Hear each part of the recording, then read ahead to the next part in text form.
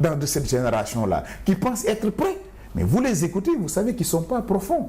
Heureusement, il y en a certains qui sortent des lots. Tu regardes Hamidou Anne, tu l'écoutes parler, mais tu es content, tu es séduit par la profondeur de l'idée. On n'est pas du même bord. Mais ce nivellement vers le bas, certains disent que ça a démarré avec l'avènement de Maître Wade au pouvoir. Hein? Beaucoup l'accusent. Tu sais, Wade est arrivé un peu. Est-ce que c'est un procès en sorcellerie à votre avis? Alors là, c'est un problème de société, comme je dis. Wade connaissait le Sénégal. C'est vrai que sa conception de l'État diffère de la conception jacobine de l'État avec Diouf. Où, il faut oser le dire, du temps de Diouf, les ministres se regardaient. Quand on dit que c'est tel ministre, les gens prenaient la peine de regarder. Il arrivait et il était préparé. Mais aussi, c'est parce que tant qu'il y avait ces mythes-là, on ne pouvait pas connaître. Il n'y avait qu'une seule télévision, il n'y avait qu'une seule radio. Le fait d'être disponible tout le temps banalise l'image et la position. Wade a permis de démystifier beaucoup de choses au niveau de l'État. Est-il responsable? Oui, beaucoup le disent. Moi, tu sais, ma réponse, elle est totalement négative. Non, là j'interpelle le talibé Mourid Sadir. Ah oui, effectivement, et là, vous comprenez combien Wade était en train de tropicaliser notre État, qui était du mimétisme de l'Occident. Wade a voulu faire comprendre que nous devons, nous, Sénégalais, concevoir l'État à partir de nos réalités. C'est avec Wade qu'on a vu pour la première fois un président par terre devant son marabout. Ça a dérangé beaucoup de gens. Mais certains ont considéré que ce n'était pas ça l'État aussi. Mais écoutez, quand on a des problèmes, nos présidents, vers qui ils vont? Soyons conséquents avec nous-mêmes. Quand ça ne va pas, on va voir le marabout. C'est que consciencieusement, nous sommes d'accord que le marabout est plus puissant que le président. Quand les problèmes se passent dans ce pays, vous l'avez vécu avec nous. Mais certains ont dit que les marabouts, ce sont des citoyens ordinaires. Non, je parle du khalife général. Ça, c'était une erreur de communication du président, à l'époque du président Macky Sall. C'est une erreur. Ah oui. Comme il avait dit, j'ai mis ma main sur certains dossiers. Ça a été aussi... Oui, ça ne se dit pas. Ça peut se faire, mais ça ne se dit pas. Et ça se paye cash. Pendant du temps, les gens l'ont utilisé contre lui. Et ce qu'il voulait faire comprendre, c'est que c'est des citoyens comme nous autres. Mais ce n'est pas des citoyens ordinaires. C'est le mot ordinaire qui était... Ah oui, il n'avait pas sa place d'y être. C'est mon grand frère, je lui passe un bonjour, mais tu sais, la vérité reste la vérité. Ces marabouts-là jouent un rôle d'apaisement, de soupape au niveau de ce pays. D'ailleurs, voilà pourquoi moi je dis on doit redéfinir notre rapport avec nos confréries. L'État doit repenser. Mais qui peut me dire combien d'argent nous mettons dans nos gamons, dans nos magal, dans nos consorts? Qui le sait? Il faut de la traçabilité dans ça. Et essayer même d'accompagner nos tarikhas à impacter économiquement sur le vécu des Sénégalais. Absolument. Vous ne pensez pas que Touba, par rapport au Magal, si on réfléchit davantage, on pourrait impacter davantage sur l'économie? À Touba, oui, beaucoup de choses. Je suis mouride. Je parle de Touba parce que je suis mouride. Je suis de la famille. Donc je peux en parler. Mais je pense que l'utilisation que nous faisons du Magal mérite beaucoup de réflexion pour que sur la dimension économique, qu'on puisse arriver à pouvoir impacter davantage sur la ville et autour. Tu vas en Italie, beaucoup d'autoroutes, c'est des familles qui se sont organisées. C'est des gens, c'est des privés. Moi, je pense que l'autoroute, il a Touba aurait pu être actionnaire. Si Serigne Touba était revenu, je suis persuadé qu'à Touba, nous aurons les plus hautes écoles de commerce, de journalisme, de droit. C'est vers ça qu'on doit aller. Nous devons former le talibé à la dimension de l'ère de son temps. D'ailleurs, ça vient. Dans beaucoup de domaines, vous y verrez des talibés, qu'ils soient mourides, tidianes, laïens ou même de la confrérie ou bien des chrétiens. Je voudrais que la religion revienne à l'école. C'est pour terminer sur ça. La religion doit être au cœur de nos préoccupations. Parce qu'on ne peut pas modeler un Sénégal du 3e millénaire sans pour autant repenser notre dimension et notre relation à la confrérie. Tous ces gens dont je vous parlais, c'est des gens qui commençaient d'abord par apprendre le Coran, le catéchisme, avant d'aller à l'école ou durant qu'ils sont à l'école. Très souvent, on nous dit que nos parents chrétiens, souvent c'est des gens très corrects. Souvent, c'est des gens qui disent la vérité. Parce que c'est des gens qui sont toujours en contact avec les religions à l'école et un peu partout. Nous aussi, on doit aller vers cela. Souvent, tous ceux qui sortent de nos daras deviennent des charlatans ou des marabouts ou des garabou-garabou. C'est un échec de la pensée. On doit former des gens qui sortent de Dara, avec leur diplôme de médecin, avec leur diplôme d'agent de commerce. C'est vers ça qu'on doit aller, et je pense que longue vie à lui, Serigne Mountakha pense l'avoir bien compris avec l'université de Touba. J'en veux à Tivaouane, j'en veux à Ndiassane, j'en veux un peu partout, parce que c'est comme ça seulement que nous allons repenser l'homo sénégalensis qui a perdu de sa valeur, qui est devenu arrogant, insolent, méchant, jaloux et médiocre. C'est ça la vérité aujourd'hui qu'on est en train de vivre. C'est ces gens-là qui sont promus, et c'est dégradant, c'est révoltant.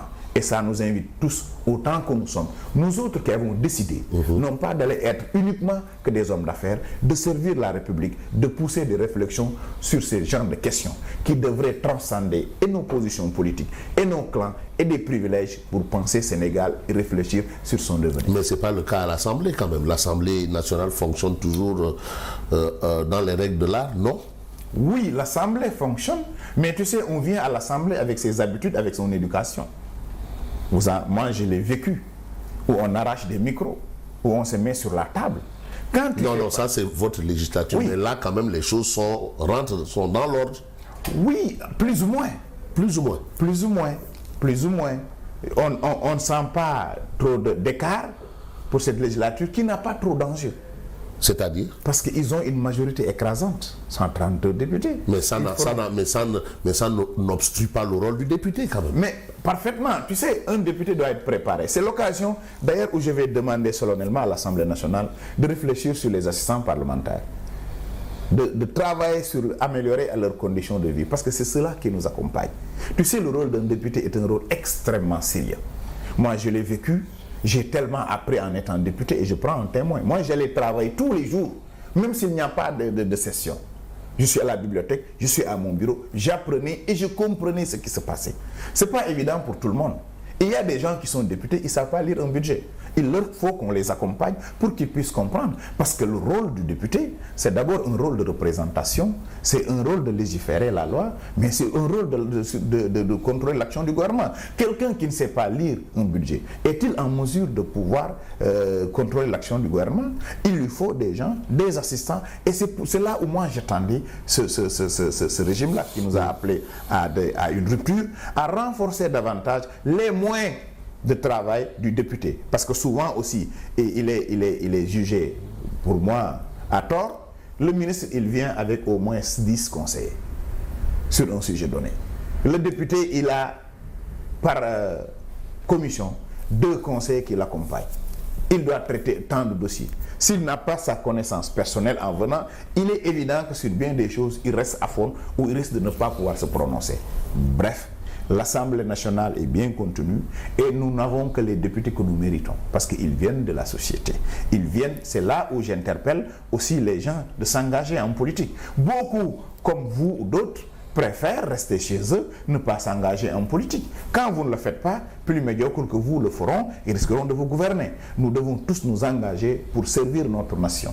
Et il nous appartient aussi, dans nos chapelles politiques, de former nos militants, de les préparer pour qu'une fois députés, qu'ils puissent jouer ce rôle si important qui nous engage ici et dans l'au-delà. Parce que vous êtes obligés de prendre des décisions pour l'État. Mais très souvent, les enjeux de camp l'emporte sur l'enjeu national, et cela risque de fausser. Mais avant, on avait des députés de Macky Sall, avant on avait des députés d'Abdoulaye Wade, mais maintenant on a des députés du peuple, on n'a pas de députés de Sonko.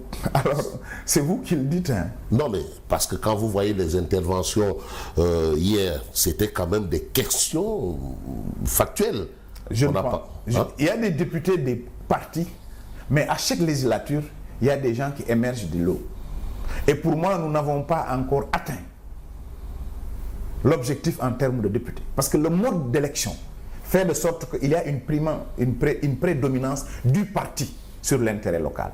Le jour où on votera le député de Dakar, et on laisse aux Dakarois de choisir leur député, il est obligé de parler au nom et pour le compte que des Dakarois. Même si ce qui est dit, rien n'a changé. On a entendu hier les applaudissements, comme cela se faisait bien avant.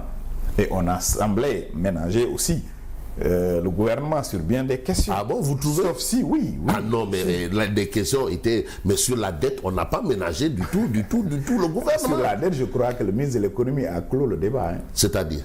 Il nous a dit que cette dette était connue, que cette dette était en train d'être payée. La question qu'il faut se poser, alors pourquoi nous en parler au point de faire fuir les partenaires, au point de mettre le Sénégal dans cette situation?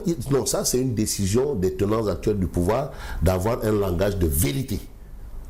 Pendant qu'on y est, il n'y a même pas 3 jours, le Premier ministre a voyagé.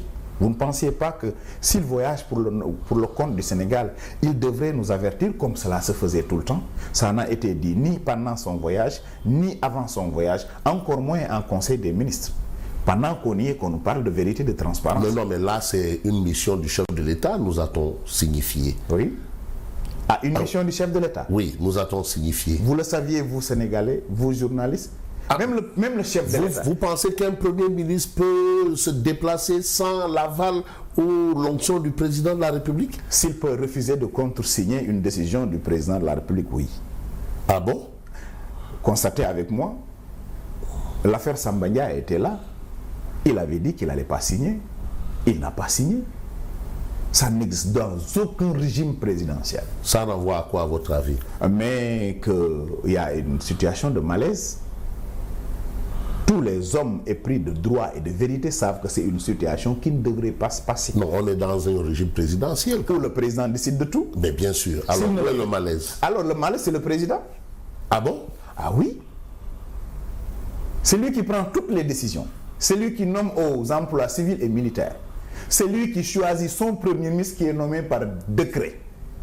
Si le Premier ministre refuse de contresigner et qu'il n'y a absolument aucune situation nouvelle, c'est parce que le président l'a voulu.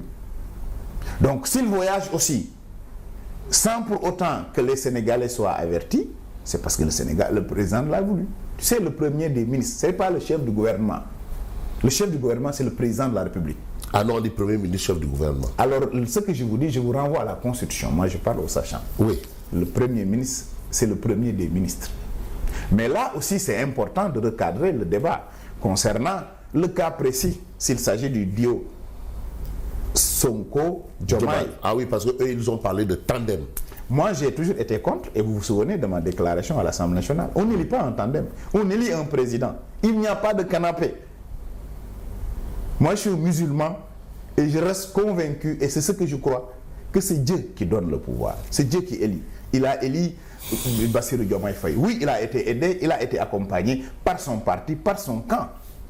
Mais si le Premier ministre c'est parce que c'est le bien vouloir du président de la République. Mais donc, où est le malaise alors? Le malaise, c'est à ce niveau, c'est le président de la République. Mais donc, si je suis votre logique, c'est qu'il n'y a pas malaise. Les choses se passent comme lui le veut. Non, il y a malaise parce que cette dette annoncée, oui, que je trouve inappropriée de l'avoir dit publiquement, parce que cela nous a coûté ce que ça nous a coûté. Dès lors que nous connaissions que la dette existait, dès lors que nous étions en train de payer, le fait de le dire a fait de sorte que les bailleurs se sont abstenus. Beaucoup d'investisseurs commencent à douter. Ça impacte plus négativement qu'autre chose. Vous me dites qu'il le fait par souci de transparence. Mais je dis, qui peut le plus, peut le moins. Sur son dernier voyage, j'ai vu un journaliste poster, comme quoi, accusant même, ou bien insinuant même, des choses douteuses sur ce voyage. On devrait être édifié au niveau du conseil des ministres. Jusque-là, vous n'êtes pas édifié. Il n'y a rien de clair à ce niveau. Apparemment, paraît-il qu'il aurait dit, parce que je n'ai pas tout suivi à l'Assemblée nationale. Il n'y a que des briques, c'était un jour ouvrable et on devait se mettre au travail. Qu'il était parti pour, en tout cas, si je suis le président de l'Assemblée nationale. Chercher de l'argent. Chercher de l'argent. Oui. Même pour aller chercher de l'argent, on dépense de l'argent. On doit savoir. Mais c'est l'argent qui appelle l'argent aussi. Oui, d'accord. Mais pendant une période où on demande aux Sénégalais de mobiliser ou de préparer à mobiliser 700 et quelques milliards pour le prochain budget, où on nous demande de participer à l'effort symbolique pour... Est-ce qu'il était opportun aussi de prendre un jet privé? C'est des questions qu'il faut se poser pour aller chercher